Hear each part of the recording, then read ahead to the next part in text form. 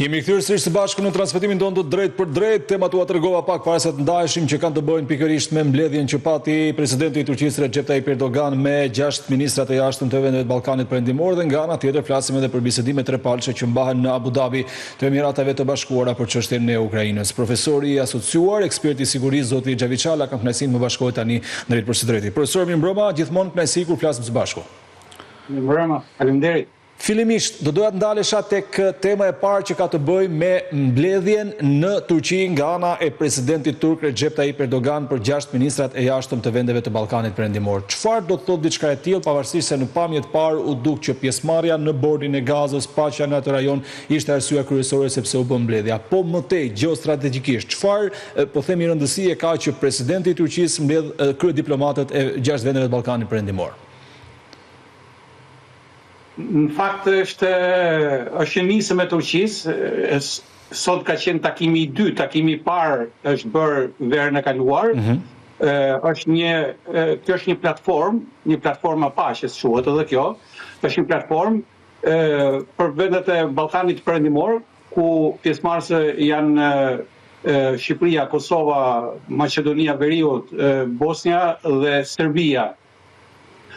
Kjo platformë është një, po të themi, një tavolinë bisedimesh. Domethënë, ose shkëmbimi është një forum, domethënë më saktë i themi, është një forum bisedimesh i cili është bërë me nismen e Turqisë, me ndërmjesimin dhe njëkohësisht Turqia është edhe mikprisi i këtyre takimeve të përvitshme. Pra është një platformë që është ngritur para një viti, ka rëndësi të jashtëzakonshme për vendet e Ballkanit Perëndimor, pasi problematika që trajtohen në këtë forum janë interesante, janë siguria rajonale, siguria dhe mbrojtja e kufive, janë bashkëpunimi ekonomik dhe infrastruktura përbashkët, pra janë një ser problematikë që cënojnë gjithë Ballkanin, që shqetësojnë gjithë Ballkanin, pra fokusi këtu është tek siguria rajonale. Kjo është nisëm e Turqisë, thash, dhe tregon aktivitetin dhe mbështetjen e Turqisë për proceset diplomatike, por edhe sigurinë në rajonin e Ballkanit Perëndimor, pasi Turqia ka lidhje pothuajse me të gjithë këto shtete që janë pjesëmarrëse në këtë forum, dhe Turqia në këtë rast është një aleat strategjik i pothuajse të gjithë vendeve pjesëmarrëse në këtë. Turqia ka një eksperiencë goxha të mirë në këto forume. Turqia jo vetëm në nivelin e këtyre bisedimeve në Ballkan, por edhe ka ndërmjetësuar edhe konflikte. Kemi parasysh për shembull ndërmjetësimin midis Ukrainës dhe Rusisë në rastin e lundrimit të anijeve të ngarkuar me dritë që do largoheshin nga Ukraina. Pra ishte ndërmjetësuesi kryesor ishte Turqia dhe pastaj atë suportoi edhe Organizata e Kombeve Bashkuara.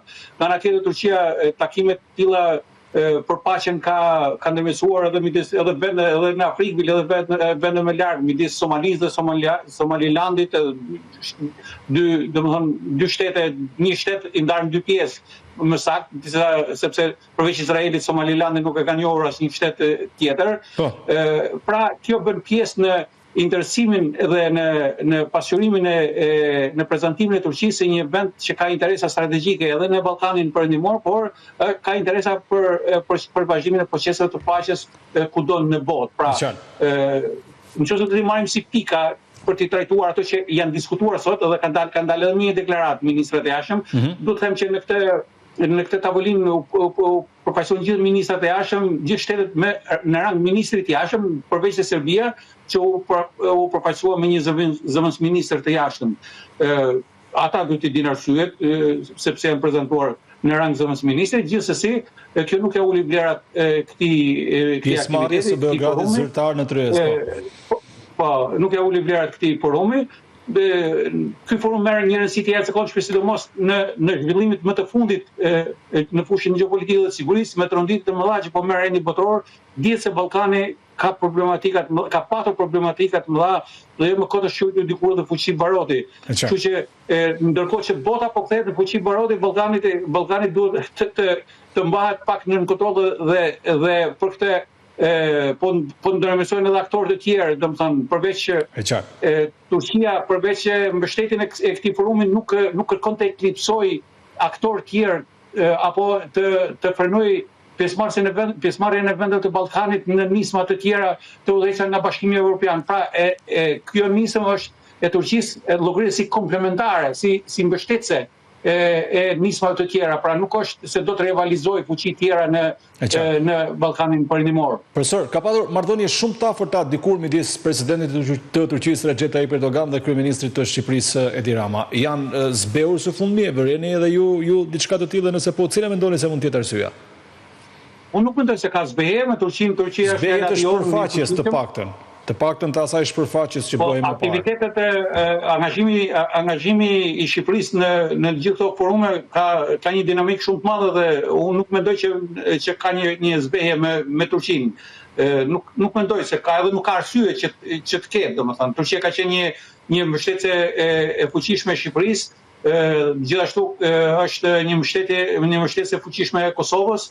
Nga leadershipi ushtarak turk e kanë udhëhequr KFOR-in në Kosovë dhe kanë qenë në raste vendimtare kur ka patur kriza kanë mbajtur një pozicion të jashtëzakonisht të fortë që i kanë detyruar serbët që të tërhiqin apo të marrin qendrime të matura.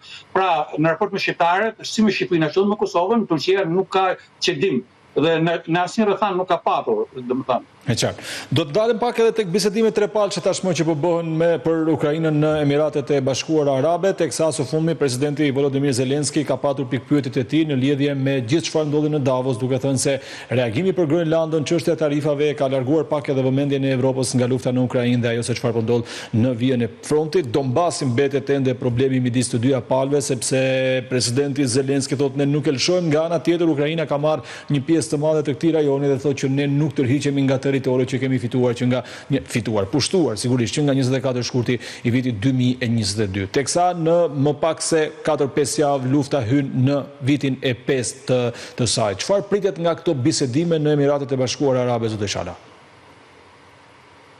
Presidenti Zelensky ka drejt fakt, sepse çështja e Groenlandës duket sikur e eklipsoi, domethënë mënyra të bërit politike Trumpit i shpërqendroi pothuajse gjithë vendet evropiane dhe tashmë vendet evropiane pas asaj që ndodhi në Venezuelë nuk e marrin më si me shaka, më thojza presidentin Trump në deklaratat e tij, kështu që e marrin shumë seriozisht. Dhe ata vendet evropiane u angazhuan në bashkëpunim edhe me leadershipin e NATO-s edhe liderët kryesorë evropianë u angazhuan shumë në çështjen e Groenlandës, edhe me sa duket në Davos ajo mori një farë zgjidhje, po themi, sepse nuk është kontrolluar akoma asgjë, por që dukej që do të merrte një farë zgjidhje sepse përndryshe do të kishin një çare të madhe të Aleancës Euroatlantike, për cilën nuk do kishin interes as Ballkan, as shtetet evropiane, por edhe vetë shtetet e Bashkuara të Amerikës nuk do kishin interes.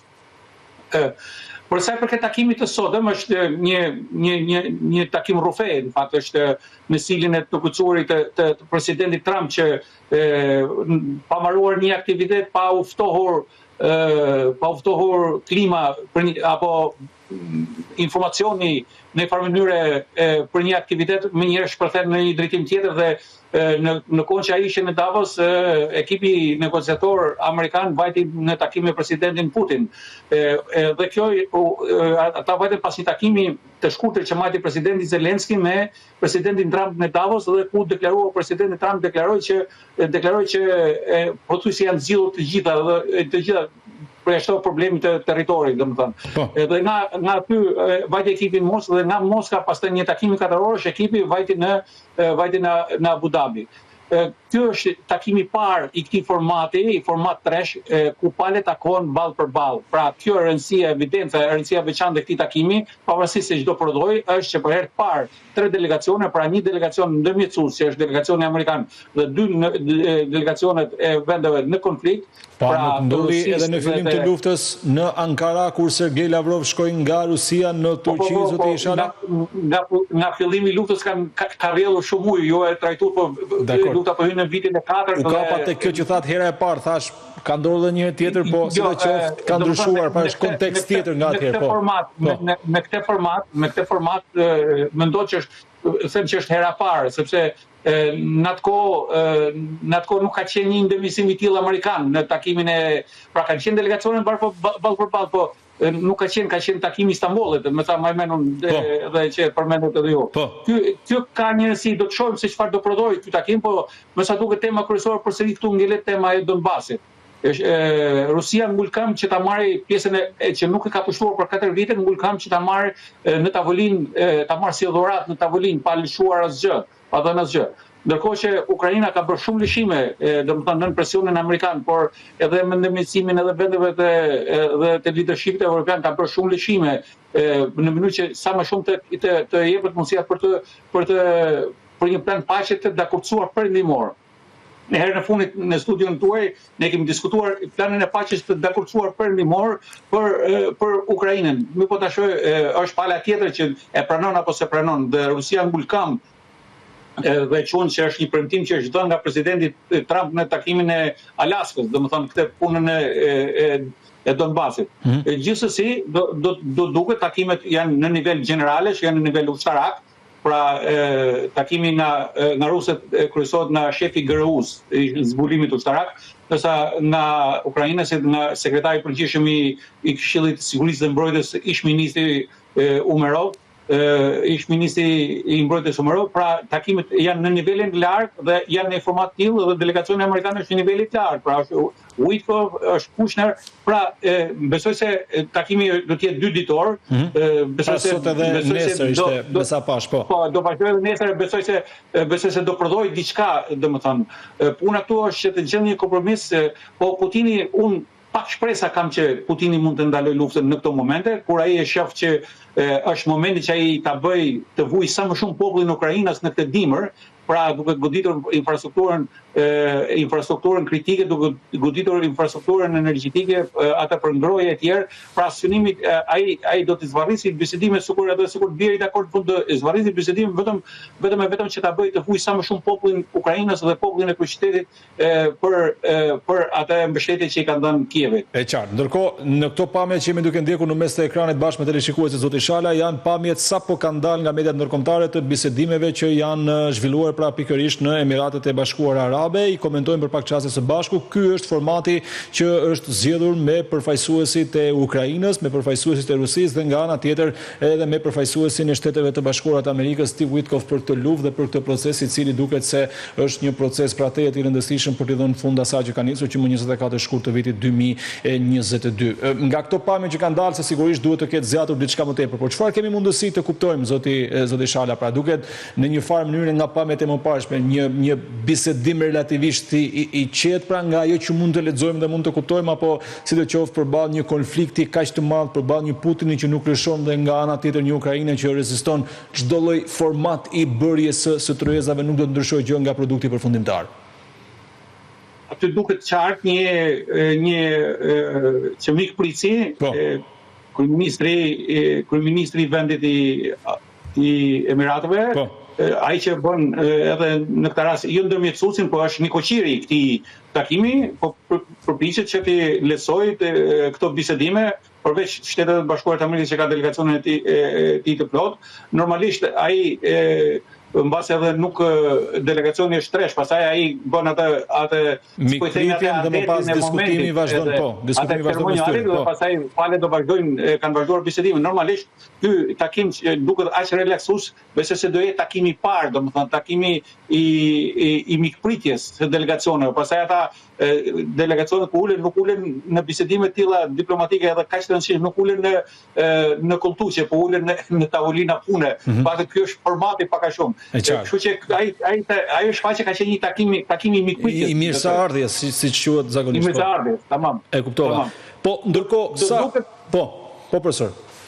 Do duket edhe takimi i nesër, në fund do besoj se do ketë një deklaratë, do shprehen edhe negociatorët në këta që janë delegacioni amerikan, po do shprehen edhe palët. çau arrit dhe në një farë mënyrë nuk besoj se do ketë një deklaratë të dakordsuar, sepse po të deklaratë të dakordsuar do thotë se ka patur një rezultat. Por për të mos e parajgjykuar, po ndërpres përsëri ishte edhe Jared Kushner, dhëndri i presidentit të Shtetet Bashkuara të Amerikës, i cili ka qenë në Davos, ka shkuar në Rusi, ka bërë një takim dhe më pas e shohim që është në këtë pamje që është edhe në këtë takim në tryezën e diskutimit. Duhet të ketë përfaqësi evropiane në një takim të tillë? Nuk mendoj pse të ketë, shiko, në raport me europianët, plani është dakordsuar, pra kemi plani paqes i Zelenskit dhe i Shtetet Bashkuara të Amerikës është dakordsuar me europianët. Kështu që nuk ka arsye, domethënë janë dy palë që ka njëra palë ka një plan të dakordsuar, pala tjetër për ta diskutuar. Kështu që nuk ka pse, nuk keq nuk do ishte nëse do kishte, sepse kjo do ishte tjetër një shtyllë mbështetëse përsëri për presidentin Zelenski edhe në tavolinën bisedime, po me formatin që është shtetet Rusia nuk do të pranonte në asnjë mënyrë, sepse Rusia akuzon vazhdimisht europianët, i akuzon si nxitës të konfliktit dhe i akuzon që dhe kërkon që ata të heqin mbështetjen Ukrainës, sepse pa mbështetjen e tyre Ukraina nuk reziston as edhe një javë, sipas presidentit Putin, ai ka deklaruar edhe zyrtarisht.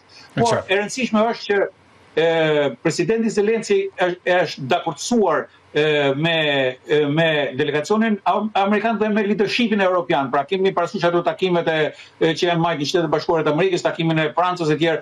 Pra janë kopsitur me pjesën europiane, domethënë, dhe pjesa më e rëndësishme e kësaj ishte garancitë, siç e kemi diskutuar edhe pas studiu, kanë qenë garancitë e sigurisë që do jepeshin Shtetet Bashkuara të Amerikës. Duket pavarësisht se nuk është deklaruar diçka definitive, por për këtë nuk po diskutohet, po diskutohet më shumë në Abu Dhabi për çështjen e Donbasit.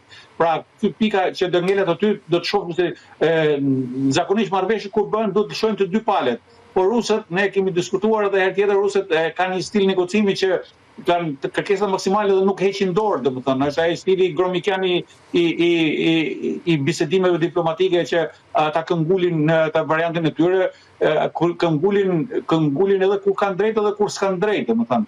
Kështu që do të duket në këndveshime unë nuk është se pres vetë në përfundim, në analizë, nuk është se pres në një marrëveshje në këtë takim. Ky takim do ta përgatisi nëse këta kanë marrë porosi nga presidenti Putin për të arritur një marrëveshje, marrëveshja do t'i mbetet për të arritur midis dy presidentëve, pra presidentit amerikan dhe presidentit rus dhe presidentit Zelenski, pra do bëhet takime në një nivel më të lartë, pra nëse do të arrijë. E shikoni të mundshëm një takim trepalësh pavarësisht arrihet apo nuk arrihet diçka e tillë, apo një shtrëngim duarsh apo një qendrim përballë me Zelenski. Është vetëm një zgjidhje, po kjo thash unë nuk përsërish në dorë në radhë në dorë të presidentit Putin, i cili mendon se është duke fituar dhe thash do ta bëj të vuj sa më shumë popullin rus, popullin e Ukrainës. Dhe është në dorë edhe të presidentit Trump, sepse presidenti Trump në momentin që do ta kuptojë që presidenti Putin dhe ai për herë të po e kupton tashmë që presidenti Putin nuk mund të vijë si i ftuar në tavolinë, por duhet të detyrohet të vijë në tavolinën e bisedimeve. Pra, vetëm atëherë po ai detyrohet, atëherë do kemi një plan paqe të pranuar nga të dy palët. Dhe detyrimi i tij bëhet nëpërmjet rritjes së sanksioneve ekonomike, sanksioneve financiare, nëpërmjet fillimit të gjotitës masive ndaj flotës ruse, flotës fantazën, siç bën Shtetet Bashkuara të Amerikës që ndoqën tankerin deri në ujërat ndërkombëtare, tankerin që mori natë në Venezuelë, dhe po kështu do të bëjnë edhe europianët, dhe në këtë mënyrë kjo flotë hije e cila çarkullon në kundërshtim me ligjin ndërkombëtar, pra dhe thyen edhe embargon e Europës e tjerë, dhe europianët heshin dhe thjesht luten që mos kalojnë nëpër ujërat e tyre territoriale. A duhet të kishte pranuar? Po, profesor, duhet të kishte pranuar më herët Ukraina, pavarësisht se kishte disa territore që ishin pushtuar nga Rusia, sepse duke mos pranuar këtë lloj kërkese që i bëhet, Rusia nuk heq dorë, po ndërkohë vazhdon të pushtojë territore të reja. Dhe nëse e krahasojmë për shembull hapësirën e territoreve të pushtuara tani me para një viti, është disa herë më e madhe. Pra, nëse para një viti ose para 2 vitesh Ukraina do të kishte pranuar në një farë mënyrë të hiqte dorë nga territoret e pushtuara, të territoret do të ishin në një sipërfaqe shumë më të vogël se sa që janë tani, duke kaluar më shumë kohë, a rrezikon, duke marrë parasysh se Ukraina në fundit vetëm zgjidhje me sa duket ato ka pra të pranoj kërkesën e Rusisë dhe të presidentit Putin, a rrezikon që të humbas akoma shumë e më shumë duke e shtyrë mospranimin e një marrëveshje të tillë, së cilës me sa duket nuk ka nga i shkon?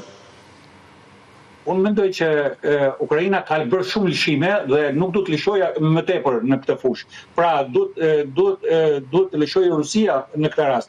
Nuk mund të lëshojë më, ai ka bërë gjitha lëshimet e mundshme dhe ka pranuar shumë gjëra për hir të marrëveshjes. Dhe nëse kjo që thoni ju që mund të kishte lëshuar edhe para një viti, nëse do të kishte lëshuar para një viti, Rusia do nxirrte pretendime të tjera, pra do kërkonte territore të tjera, do synonte të pushtonte territore të tjera, do kërkonte koncesione të tjera, do kërkonte që një qeveri tjetër në Kiev, pra jo Zelenskin, sepse ai ka ngritë këtë problemin e legitimitetit të Zelenskit, por në momentin që Zelenski tha hajde urdhoni, unë jam gati të hyj në zgjedhjet parakohshme edhe të ballafaqohem me vullnetin e popullit, tashmë i dëgjon me rusët, nuk i dëgjon më të kërkojnë zgjedhje në Ukrainë. Pse? Sepse ata kanë që duke kërkuar zgjedhje në fushë lufte nuk mund të bëhen. Pra janë detyruar të pranojnë një pushim të përkohshëm, qoftë edhe një mujor, qoftë edhe 40 ditor. Pra dhe këtë ata nuk mund ta pranojnë. Kështu që nëse Zelenski do të kishte pranuar para një viti, rusët do kishin kërkuar gjëra tjera. E qartë. Profesor, shumë faleminderit për këtë minuta, gjithmonë kënaqësi kur flasim së bashku. Faleminderit. Ishim me profesorin asociuar me zotin Xhavid Shala, ekspert sigurie, ndërsa kemi ardhur në fund të kësaj hapësire, do të ndajemi për momentin, rikthehemi në orën 22 me një përmbledhje të rifreskuar të lajmeve dhe zhvillimeve më të rëndësishme të ditës. Mos u largoni nga Klan News.